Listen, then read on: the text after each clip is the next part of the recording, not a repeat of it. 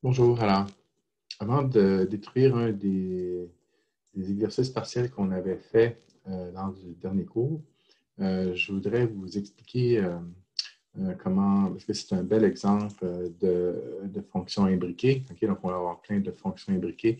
Et puis, on est allé étape par étape. Puis, on voudrait éliminer toutes les étapes intermédiaires et ne garder, en fait, que la fonction de validation. Donc, pour expliquer un petit peu l'exercice, c'est qu'on avait des dates de commande, des dates de livraison, et puis on voulait faire une règle de validation qui dirait ces trois choses-là. Donc, il ne faut pas que la date de livraison soit avant la date de commande, donc la date de livraison doit être plus grande ou égale à la date de commande. Il ne faut pas non plus que les livraisons se fassent ni le samedi ni le dimanche parce que nos livreurs sont en congé. Donc, il faut que ce ne soit pas un samedi, que ce ne soit pas un dimanche. Si ces trois conditions-là sont rassemblées, alors notre date de livraison, celle qu'on va pouvoir valider, va être valide.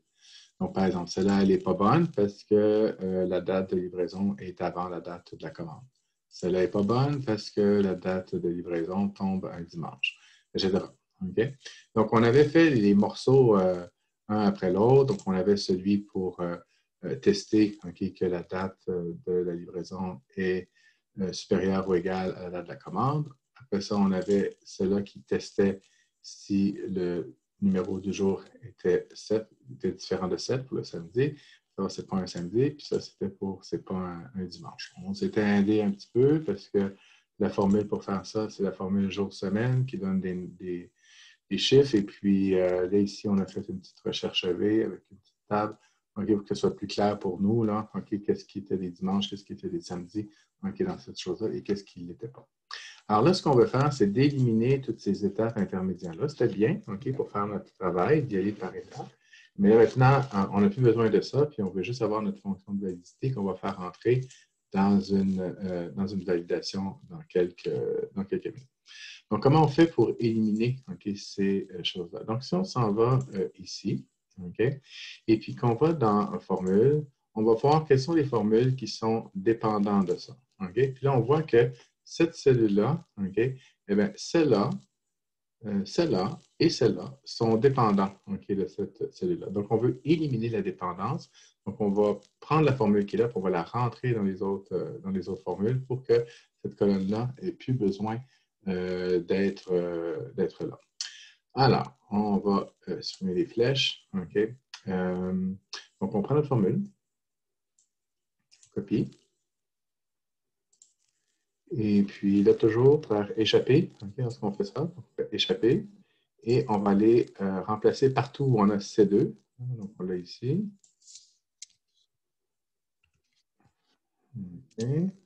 On l'a ici. Non, on l'a pas ici. On l'a ici. On va remplacer. Après ça, on l'a ici. On va le remplacer. On va propager nos formules. Donc, propager. Ici, propager. Et ici, propager. Donc là, si on clique sur ça, puis qu'on regarde, est-ce qu'il y a des dépendants?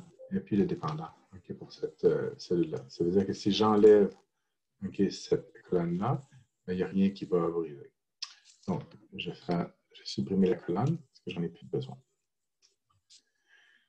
OK. Donc, ça, c'était pour la première chose. Maintenant, là, ici, si on s'en va ici, on va aller voir est-ce que notre formule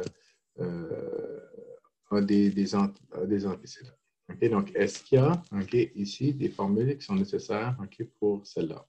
Donc, c'est le contraire des dépendances. Et là, on voit là, que cette formule-là, elle a besoin de cette cellule-là, de cette cellule-là et de cette cellule-là. Bon, ça c'est clair ici. On le voit bien à cet endroit-là. Donc, on veut éliminer ces colonnes-là. Donc, on va faire rentrer les formules qui sont ici à l'intérieur de celle-là. Donc, les flèches. Donc, on prend la première formule qui est ici, copier, on fait échapper. On s'en va ici, on va dans l'assistant. OK. Après ça, on prend celle-là, on copie, échapper, on s'en va ici, dans l'assistant. Voilà, deuxième. OK.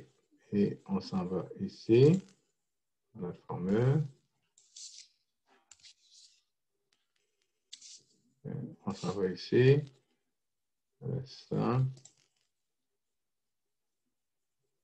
Et on remplace cette chose-là. Donc, il faut que la date de livraison soit plus grande ou égale à la date de commande.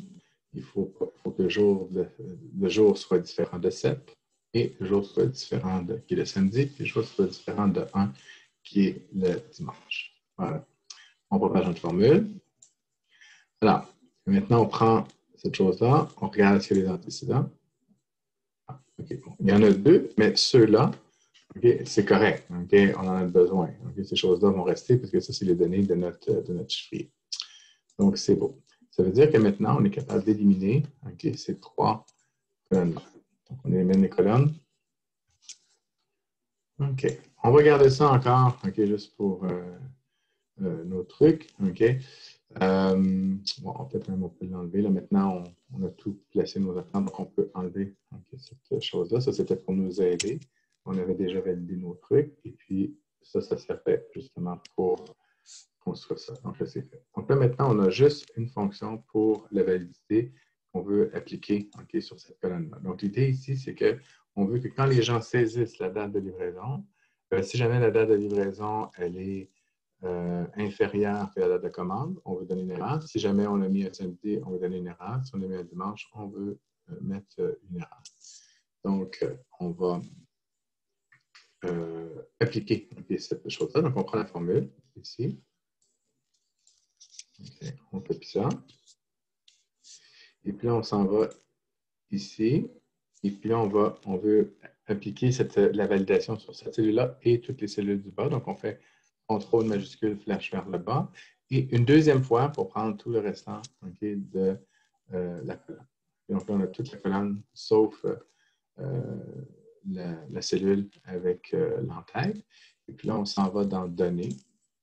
Dans Données, on va Validation.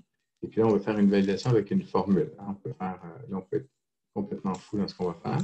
Avec la formule, ça va être ce qu'on a ici.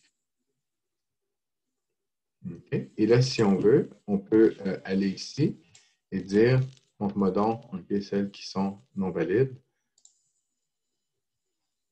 Okay, ça prend un peu de temps. Donc ici, tous les endroits où il y a des faux, il les met comme étant non valides. Ici, par exemple, je m'en vais que je vais dire 21, par exemple. Okay. Et il va me dire que ce n'est pas valide. Okay. Donc, notre validation maintenant est opérationnelle. Lorsqu'on va enlever les cercles, on s'en va ici, on dit effacer les cercles de validation. Okay. En fait, la validation, normalement, moi je dis tout le temps, c'est quelque chose qui doit être fait en prévention, pas en curation. Donc, c'est quelque chose qui devrait être fait avant qu'on fasse la saisie de données. Là, il y avait des données de saisie, mais c'était pratique pour voir si nos affaires fonctionnaient. Et là, maintenant que ça c'est fait, celle-là non plus, on n'en a plus besoin. Donc, on supprime la colonne et on a terminé notre exercice. Donc, on a fait une formule de validation qui était relativement complexe. On l'a séparée en petites étapes. Et après, une fois que ça a été fait, on a fait rentrer nos formules tranquillement pour construire la grande fonction de validation. Et puis, une fois qu'on l'a appliqué, on peut éliminer toutes nos choses. Puis là, on a notre chiffrier final avec la validation personnalisée qui a été mise sur l'ensemble des cellules de la colonne.